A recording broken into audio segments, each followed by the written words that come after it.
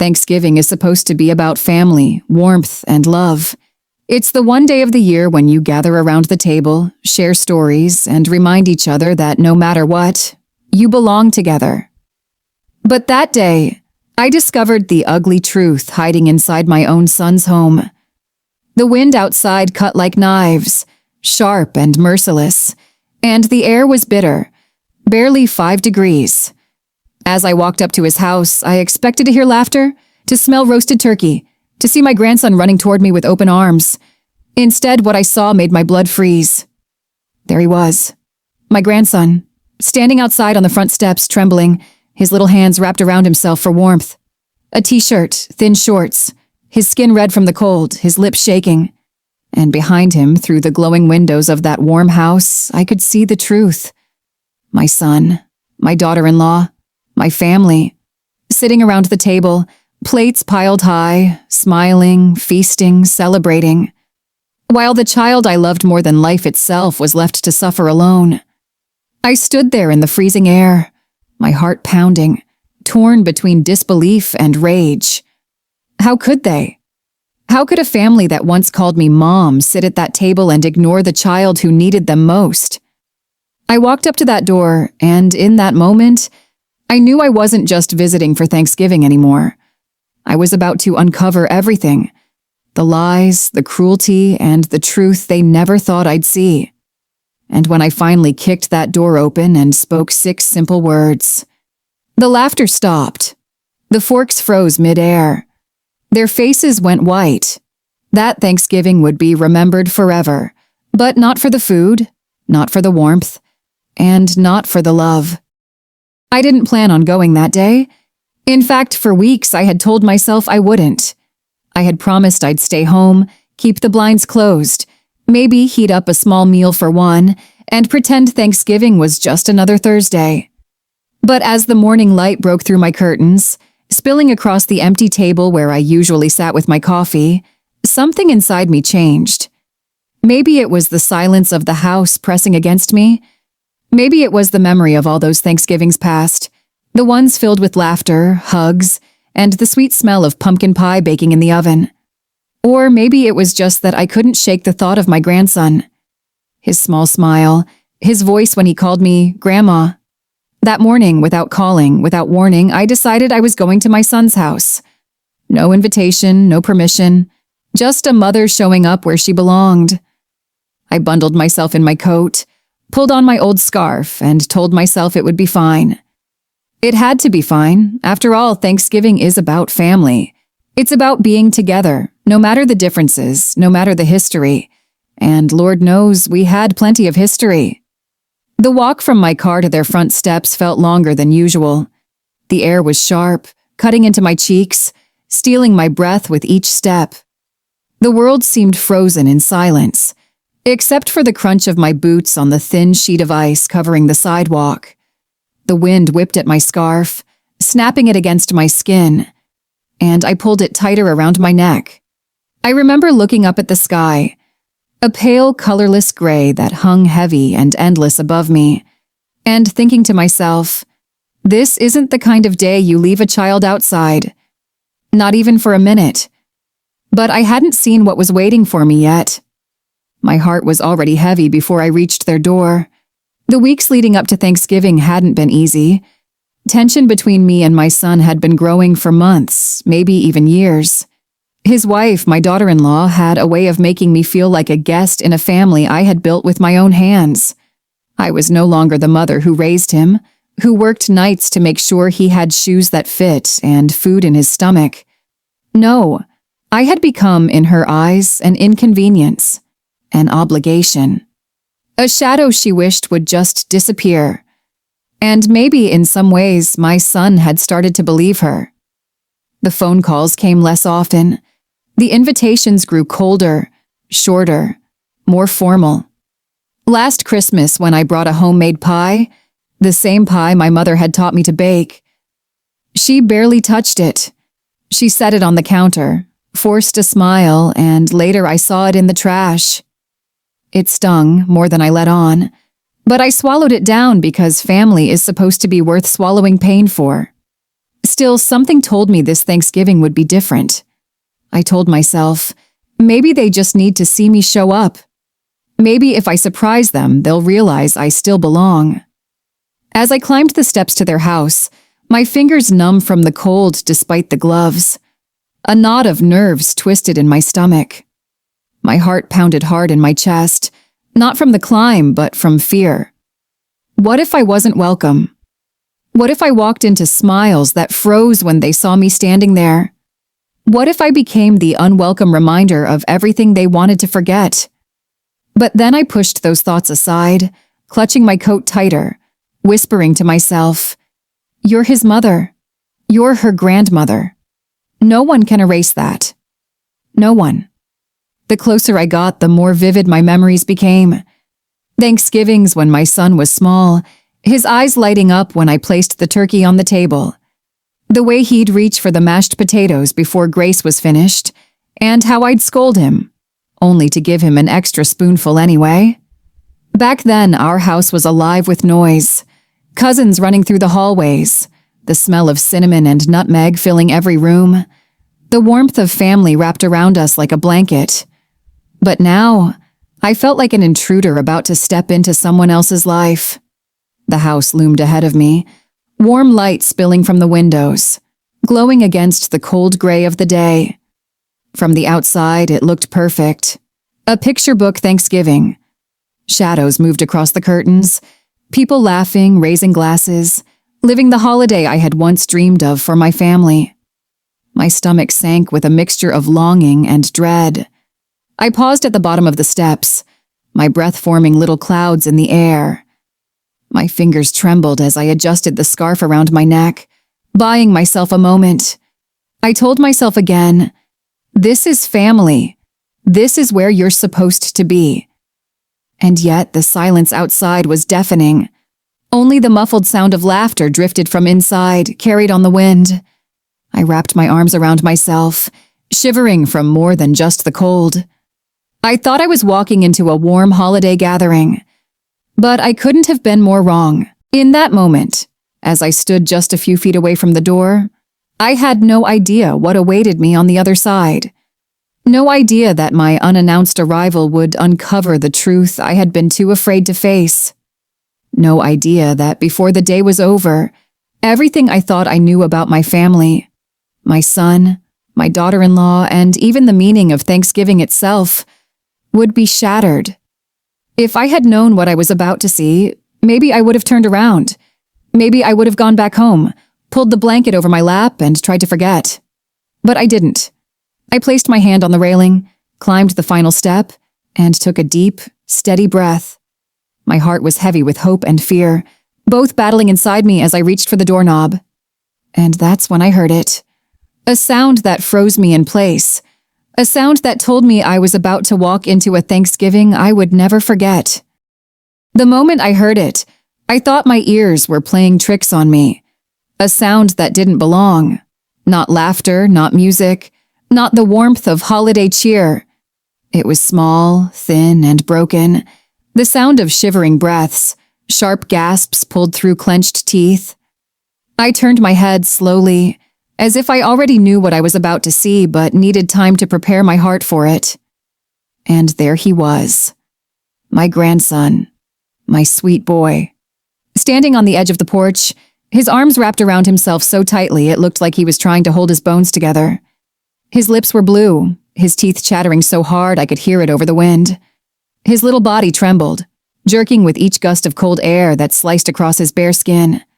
A thin t-shirt clung to his chest, flimsy shorts exposed his knees, and his sneakers looked soaked, the laces untied and stiff from frost. The thermometer on my car had read 5 degrees when I parked. 5 degrees. No coat, no gloves, no hat. Nothing to shield him from the brutal November cold. I felt my stomach drop as though the ground had given way beneath me. For a moment, I couldn't move. My heart pounded, my throat tightened, and the world blurred at the edges. I thought I might fall right there on the steps. Then anger rushed in, hot and sharp, burning through the icy air. How could this be? How could my son, my own flesh and blood, sit inside that glowing house with his family, with warmth and food and laughter, while this child, his child, stood outside abandoned, freezing, suffering? I rushed to him, my boots crunching across the porch. "Baby," I whispered, though my voice shook so much it barely sounded like mine. "Oh, sweetheart, what are you doing out here?" He looked up at me, his eyes wide and glassy, his cheeks streaked red from the cold wind. And then he said the words that shattered me. "They told me to wait out here, Grandma." My chest tightened so hard I thought my ribs would crack. I pulled him against me, wrapping my arms and coat around his little body. He buried his face into my shoulder, his skin icy against my neck. I could feel his shivers running through me, trembling like small earthquakes. "Why?" I whispered, Dad, though I was terrified of the answer. He hesitated, his voice barely a breath. I spilled juice. Daddy said I ruined things. Mommy said I can't sit at the table if I can't behave." The words sliced deeper than any knife. My own grandson, punished, cast aside, left in the freezing cold as if he were less than human. I held him tighter, rocking him gently as though that could protect him from everything cruel in this world. But no matter how tightly I wrapped my arms around him, I couldn't erase what had already been done. My anger grew heavier with every breath. Not just anger, betrayal. Betrayal by my own son, the boy I raised, the boy I fed and clothed, the boy I sacrificed for night after night, year after year. To see him treat his own child, my grandchild, with such cold indifference, it was almost too much to bear. I pulled back just enough to look at him, brushing the hair from his forehead. "Sweetheart, you're not bad. Do you hear me? You're not bad. You don't ruin things. You are good, and you are loved." His eyes filled with tears, big, heavy drops that clung to his lashes before freezing in the wind. He sniffled, nodding just a little, though I could see he didn't fully believe me.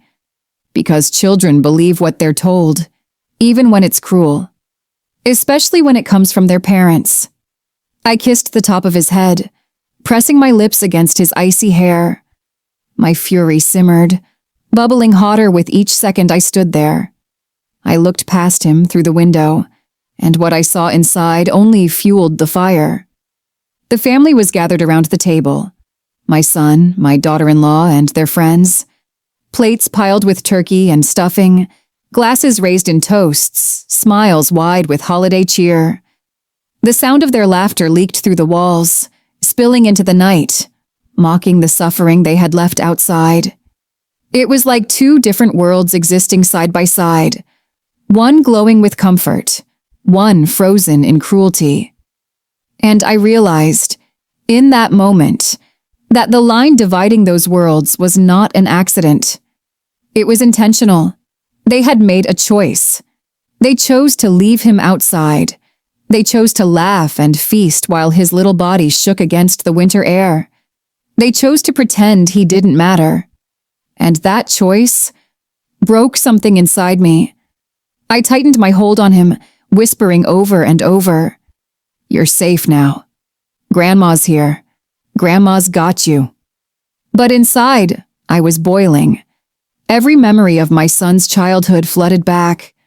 The scraped knees I bandaged, the lunches I packed, the nights I stayed awake when he had nightmares. Did he forget all of it? Did he forget what it meant to be a child, to need love, to crave safety? I rocked my grandson gently, trying to warm him with my body heat, whispering soft words of comfort. His little fingers clutched at my sleeve, desperate, as though I might vanish too if he let go. And the thought tore me apart. He shouldn't have to cling like that. He shouldn't have to doubt whether he was wanted, whether he deserved to sit at the table with his own family. I looked again through that window, my jaw tight, my fists trembling as I held him.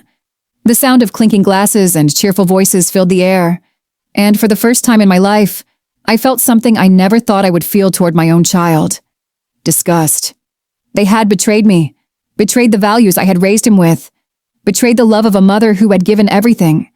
And worse, they had betrayed the innocence of a child who deserved nothing but care. As I held my grandson, the wind howling around us, my anger crystallized into resolve. This wasn't going to end with me standing quietly outside. This wasn't going to be brushed under the rug, ignored, or excused. No. This was the moment everything changed. I pressed my cheek against his cold forehead, whispering, "Grandma's here now. You won't be left out again." But even as I said it, I knew this was only the beginning. Because the betrayal I felt staring through that glowing window was too deep, too raw, too unforgivable.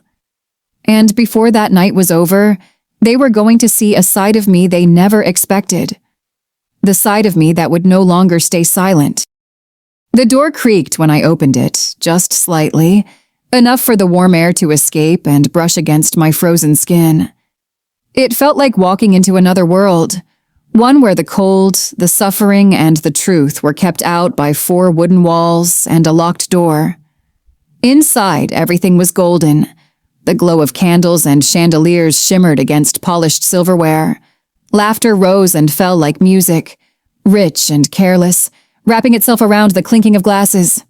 I stood there in the entryway, holding my grandson tightly against me, the chill still clinging to his little body. My boots dripped melted snow onto the polished floor. The warmth of the house hit me, but it didn't comfort me. It burned because I knew what it meant. Warmth inside, cold outside. And they had chosen who deserved each. For a long moment, no one noticed I was there. They were too busy enjoying themselves, too wrapped up in the joy of a holiday they thought they owned. My son sat at the head of the table, carving into the turkey with a wide grin. His wife poured wine into crystal glasses. The others laughed at some joke, the kind of laughter that shakes the shoulders and leaves tears in the corners of your eyes. And all the while, the boy in my arms shook from the cold they had left him in. My stomach twisted. My breath came shallow. My hands trembled, but not from the cold anymore. I wanted to scream. I wanted to shout their names so loudly that every wall in that house would shake. I wanted to throw the door wide open and demand answers. How could they? How could they sit there, carving turkey, pouring wine, smiling at each other, while a child, their child, froze in the dark just beyond their perfect window? But my voice caught in my throat. I stayed quiet, my back pressed against the door, my heart hammering so hard I thought they might hear it above their laughter. For a moment, I felt like an intruder in my own family, like someone peering into a world that had decided long ago I no longer belonged. I looked at my son, my boy who once clung to my leg when he was scared, who once cried when I left him at school, who once begged me for one more bedtime story before sleep. Now he looked like a stranger. His face lit by the glow of candles, his smile wide, his voice commanding as he joked with the others. He looked content, proud, as though he had everything he wanted right there at that table. Except his own child. I shifted my grandson in my arms, brushing his hair back from his damp forehead. His eyes fluttered closed, exhaustion pulling at him, his body still trembling against me. I whispered, "It's okay, baby, Grandma's here." But inside, I was breaking apart. Should I say something now? Should I storm into that room, slam my hands on the table, and demand to know how they could live with themselves? Or should I wait? Should I bide my time, let them dig their own graves with every careless laugh, every bite of turkey, every toast made without a second thought for the child outside? I paced the edge of the hallway, my breath uneven. I wanted justice, but I wanted them to feel it, to feel the weight of what they had done. If I walked in too soon, they'd dismiss it.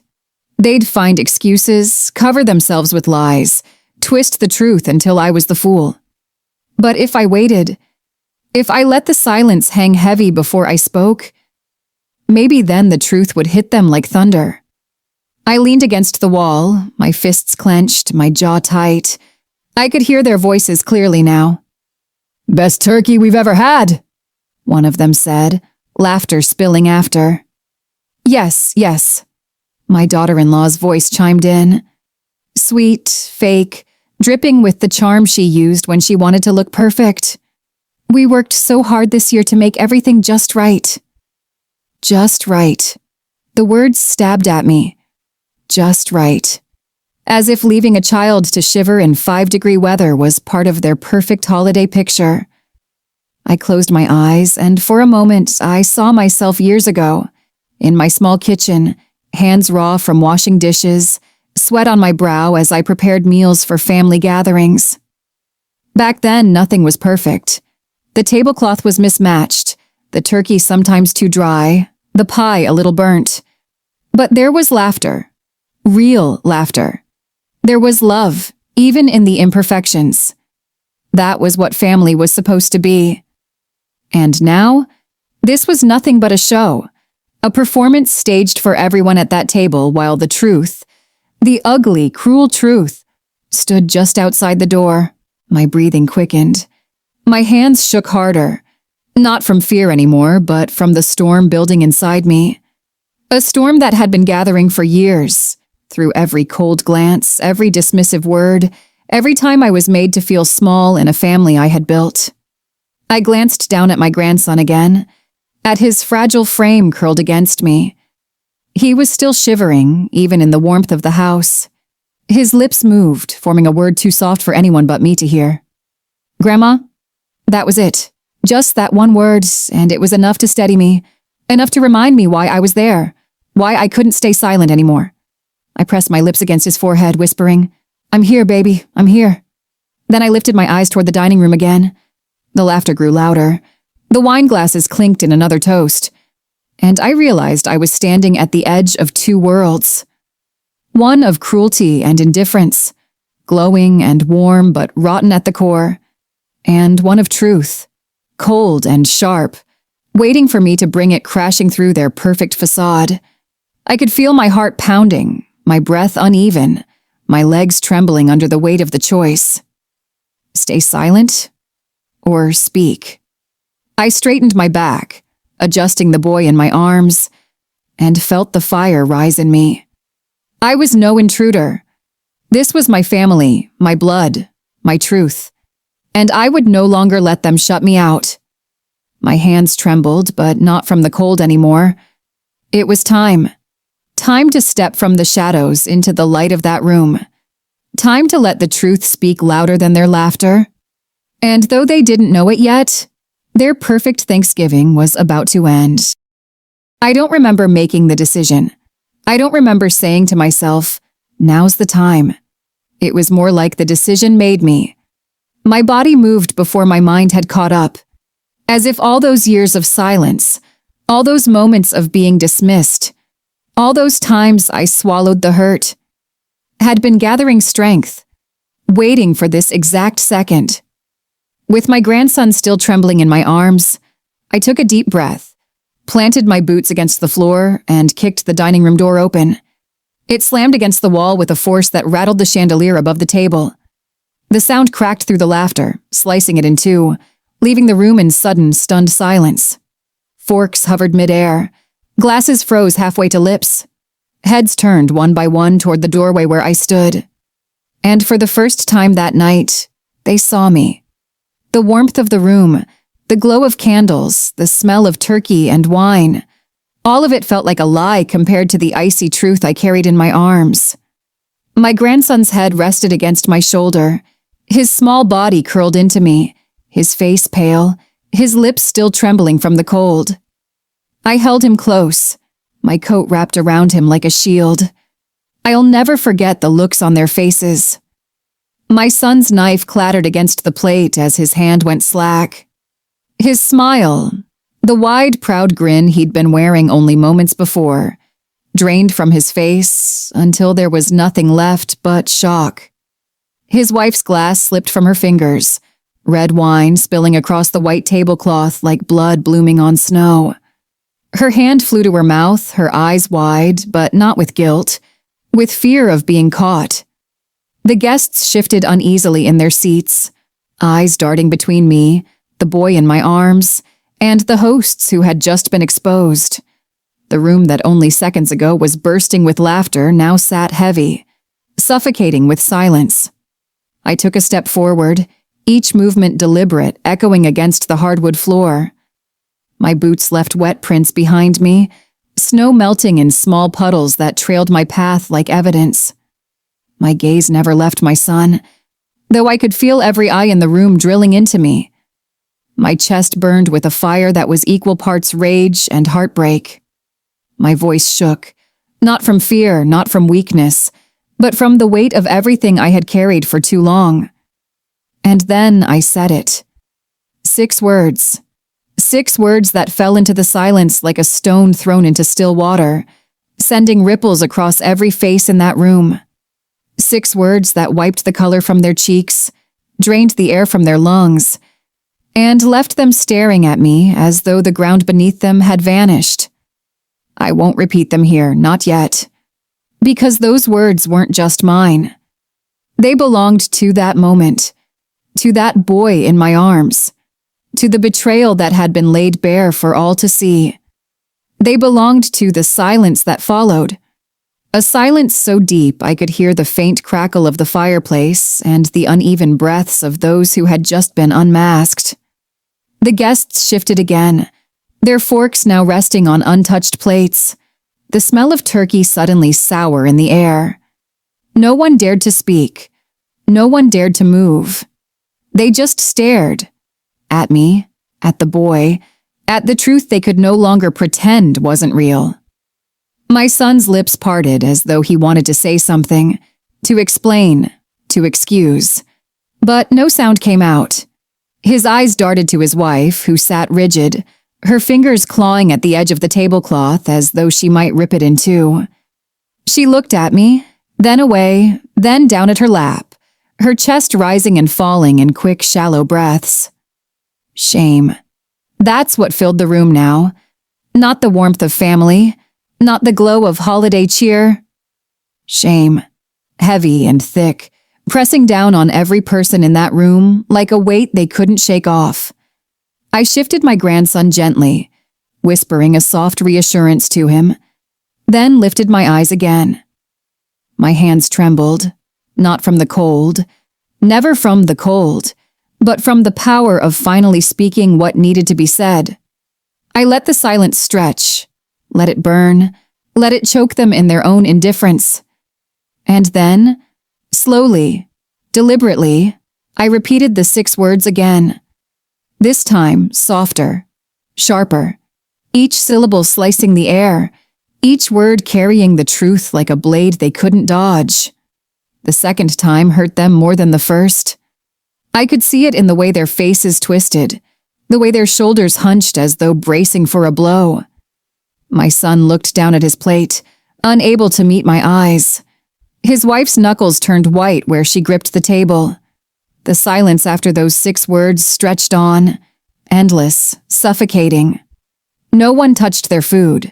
No one dared to sip their wine.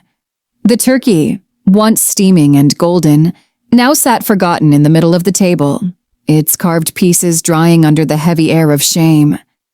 And me?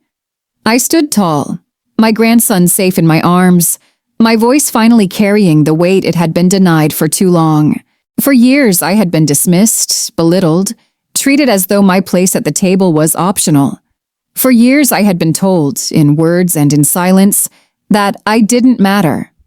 And for years, I stayed quiet, swallowing the hurt, convincing myself that family was worth the pain. But not anymore.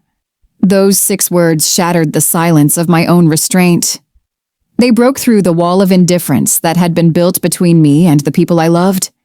And though the room was filled with silence, though no one dared respond, I knew in that moment the balance had shifted.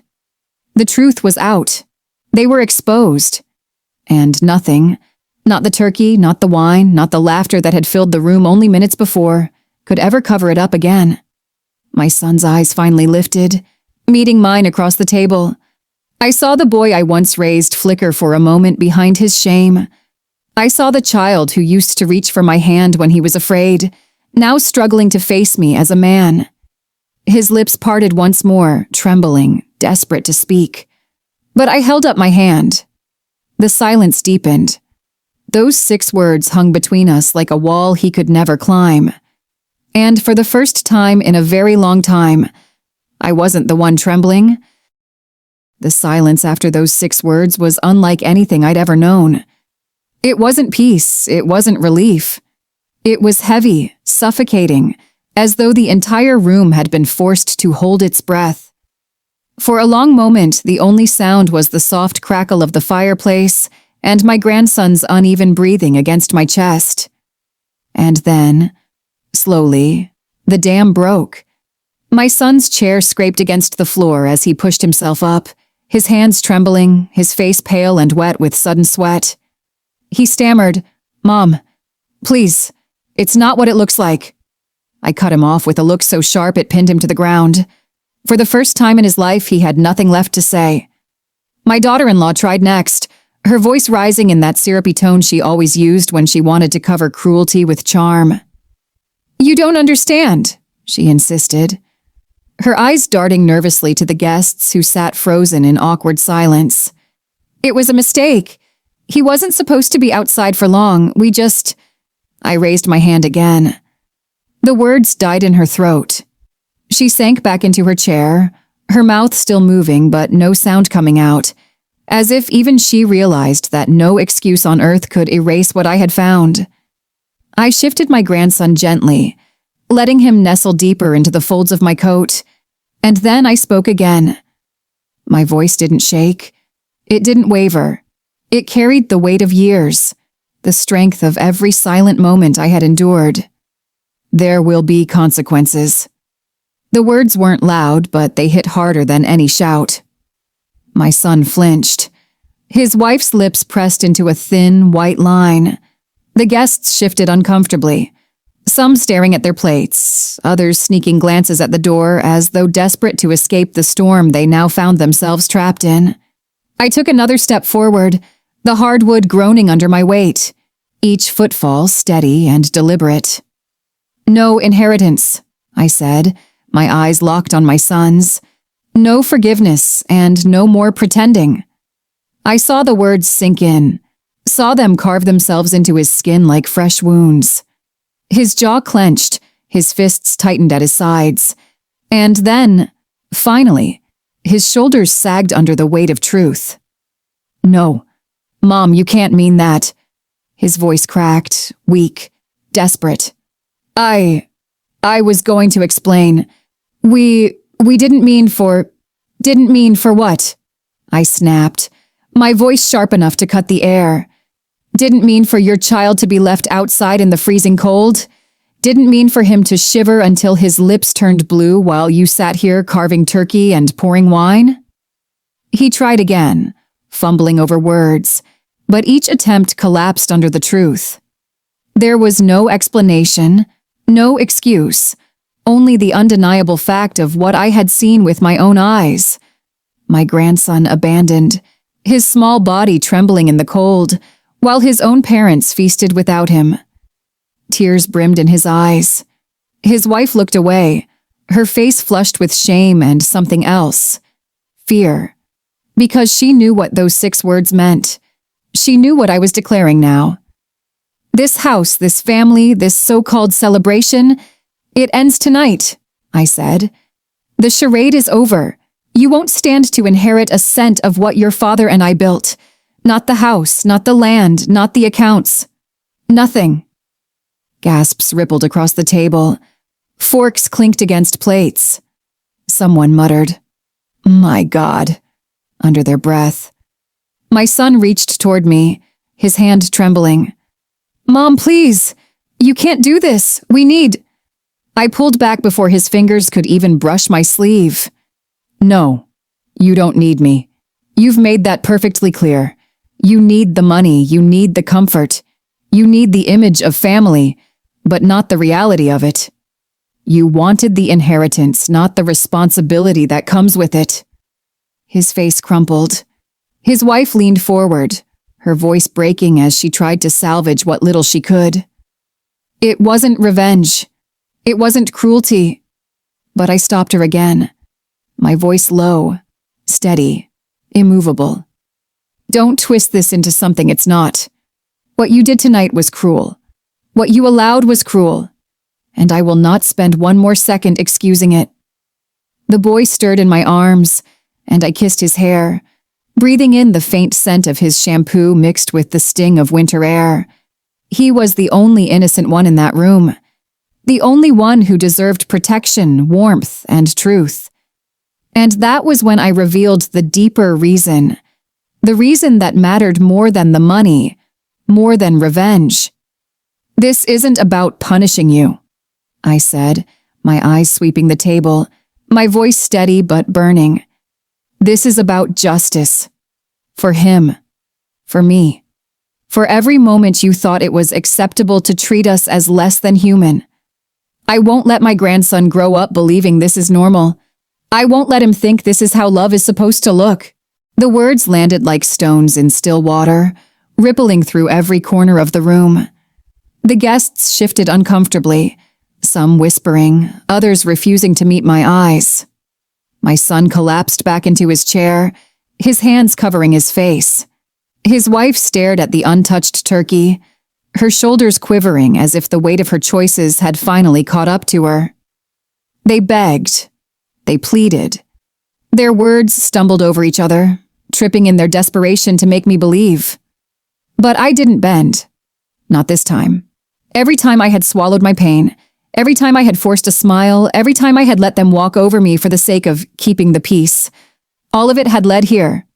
And now, with my grandson safe in my arms and their cruelty exposed under the harsh light of truth, I finally saw things clearly. There was no peace worth keeping if it came at the expense of dignity. There was no love worth saving if it meant abandoning the innocent. I let their pleas wash over me, empty and meaningless. I let their apologies crumble into the silence I no longer cared to fill. And when I turned to leave, the boy safe against me, I knew this Thanksgiving would be remembered not for the food, not for the wine, but for the cold truth that could no longer be hidden. And for once, I didn't tremble. Not from the cold, not from fear, not from grief. I trembled with strength, with justice, with the power of finally saying enough. That Thanksgiving wasn't about turkey or traditions. It wasn't about who carved the bird, who poured the wine, or who said grace at the table. It was about dignity. It was about finally refusing to stay silent in the face of cruelty. I didn't walk into that house to destroy anyone's holiday. I walked in to protect my grandson, to protect myself, and to finally stand up for the truth that had been ignored for far too long. And from that day on, they never looked at me, or my grandson, the same way again. The inheritance didn't matter. The property didn't matter. What mattered was the shift they could never undo, the knowledge that I would never again play the role of the quiet, forgiving mother who accepted scraps of love while her grandson suffered. I left that night with my head high, my arms wrapped tightly around the boy who deserved better, and a truth burning inside me. Family isn't built on blood alone. It's built on respect, on compassion, and on courage. Sometimes silence keeps peace. But sometimes breaking silence is the only way to save it.